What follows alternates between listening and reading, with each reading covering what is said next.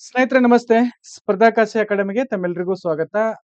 ಕ್ರೈಸ್ ಕರ್ನಾಟಕ ವಸತಿ ಶಿಕ್ಷಣ ಸಂಸ್ಥೆ ಒಂದು ಪರೀಕ್ಷಾ ಜವಾಬ್ದಾರಿನ ಕೆಇಗೆ ಕೊಟ್ಟಿತ್ತು. ಕೆಇ ಏನಪ್ಪಾ ಅಂದ್ರ ನಿನ್ನೆ ಮೊನ್ನೆ ದಿನ ನೋಟಿಫಿಕೇಶನ್ ಮಾಡಿದೆ. ಇದರಲ್ಲಿ ಮೇಲ್ನೋಟಕ್ಕೆ ಸಾಕಷ್ಟು ಈ ನೋಟಿಫಿಕೇಶನ್ ಗೊಂದಲಗಳಿಂದ ಕೂಡಿದೆ. ಬಹಳಷ್ಟು ಜನರಿಗೆ ಅದನ್ನ ಎಷ್ಟೇ ಬಾರಿ ಓದಿದ್ರು ಸಹಿತ ಅರ್ಥನೇ ಆಗ್ತಾ ಇಲ್ಲ. ಏನು ಪ್ರಶ್ನೆ ಅಂದ್ರೆ ಮುಖ್ಯವಾಗಿ ಒಂದಿಷ್ಟು ಪ್ರಶ್ನೆಗಳು ನಮ್ಮನ್ನ ಕಾಡ್ತಾ ಇದೆ.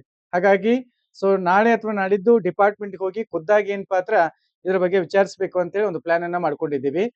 ಬಹುತೇಕ ನಾಳೆ ನಿಮಗೆ ಸೆಕೆಂಡ್ ಪೇಪರ್, ಫಸ್ಟ್ ಪೇಪರ್ದು ಸಿಲೆಬಸ್ ಬಿಟ್ಟಿದ್ದಾನೆ.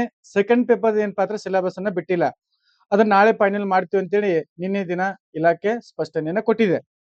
ನಾನು ಕೇಳಿದಾಗ ಆ ಸ್ಪಷ್ಟನೆ ಕೊಟ್ಟಿದೆ.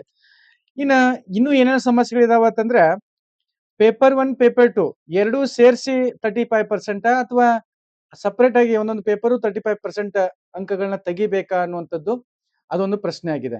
ಇನ್ನ ಕಾನ್ವೊಕೇಶನ್ಗೆ ಸಂಬಂಧಪಟ್ಟಂತೆ ಈಗ ಪಾಸಿಂಗ್ ಸರ್ಟಿಫಿಕೇಟು ಬೇಕು, ಕಾನ್ವೊಕೇಶನ್ ಸರ್ಟಿಫಿಕೇಟು ಬೇಕು ಅಂತೇಳಿ ಅನ್ನುವಂಥದ್ದು ಅದೊಂದು ಏನ್ ಪಾತ್ರ ಗೊಂದಲ ಇದೆ. ಅಲ್ಲಿ ಸ್ಪಷ್ಟತೆಯನ್ನು ನಾವು ಪಡ್ಕೋಬೇಕಾಗಿದೆ. ಸ್ಪಷ್ಟವಾಗಿ ಕಾನ್ವೊಕೇಶನ್ ಬೇಕಾ ಅಂತಂದ್ರೆ ಎಲ್ರು ಏನ್ ಪಾತ್ರ ಇವಾಗಿಂದ ರೆಡಿ ಮಾಡ್ಕೊಳ್ಳಿಕ್ಕೆ ಸಾಧ್ಯ ಆಗತ್ತೆ. ಇನ್ನೊಂದು ವಿಚಾರ ಏನು ಅಂತಂದ್ರೆ ಲಿಖಿತ ಪರೀಕ್ಷೆ ಅಂತ ಕೊಟ್ಟಿದ್ದಾನೆ. ಮೊದಲನೇದು MCQ ಪರೀಕ್ಷೆಯನ್ನು ಮಾಡಿ ಅದನ್ನ ಡಿಪಾರ್ಟ್ಮೆಂಟ್ಗೆ ಕ್ರೈಸ್ಗೆ ವಸತಿ ಶಿಕ್ಷಣ ಕಳಿಸಿ ಅವರೇ ಏನಪ್ಪಾ ಅಂದ್ರೆ ಲಿಖಿತ ಪರೀಕ್ಷೆ ಮಾಡ್ತೀವಿ ಅಂತ ಹೇಳ್ತಾರೆ. ಅದೊಂದು ಸಣ್ಣ ಪಾಯಿಂಟ್ ಒಟ್ಟ ಅದು ಅರ್ಥನೇ ಆಗ್ತಾ ಇಲ್ಲ. ಲಿಖಿತ ಪರೀಕ್ಷೆ ಹೆಂಗ ಶಾಲಾ ಶಿಕ್ಷಣದಲ್ಲಿ ಲಿಖಿತ ಪರೀಕ್ಷೆಯನ್ನ ಕಂಡಕ್ಟ್ ಮಾಡ್ತಾ ಇದಾರಲ್ಲ ಆ ಮಾದರಿಯಲ್ಲಿ ಏನಾದ್ರು ಮಾಡುವಂತ ಸಾಧ್ಯತೆ ಇದೆನಾ ಅನ್ನುವಂಥದ್ದು ನಮಗೆ ಸ್ಪಷ್ಟವಾಗಿ ಆಗ್ಬೇಕಾಗಿದೆ. ಇನ್ನು ನೆಕ್ಸ್ಟ್ ಮತ್ತೊಂದು ವಿಚಾರ ಏನು ಅಂತಂದ್ರೆ PMCS ಅವರಿಗೆ ಅವಕಾಶ ಇಲ್ಲ. ಅದರಲ್ಲಿ ನೋಡಿದಾಗ ಏನಾಗುತ್ತೆ ಅಂದ್ರೆ PMCS ಅವರಿಗೆ ಅವಕಾಶ ಇಲ್ಲ.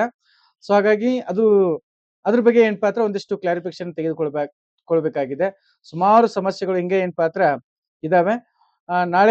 ನಾಳೆ ಅಥವಾ ನಾಡಿದ್ದು ಏನಪ್ಪಾ ಅಂದ್ರೆ ಡಿಪಾರ್ಟ್ಮೆಂಟ್ಗೆ ಹೋಗಿ ಇದ್ರ ಬಗ್ಗೆ ಖುದ್ದಾಗಿರ್ತಕ್ಕಂಥ ಮಾಹಿತಿಯನ್ನ ನಾವು ಕಲೆಕ್ಟ್ ಮಾಡ್ತೀವಿ. ಹೆಚ್ಚಿನ ಮಾಹಿತಿ ನಿಮ್ಗೆ ಬೇಕಾಗಿ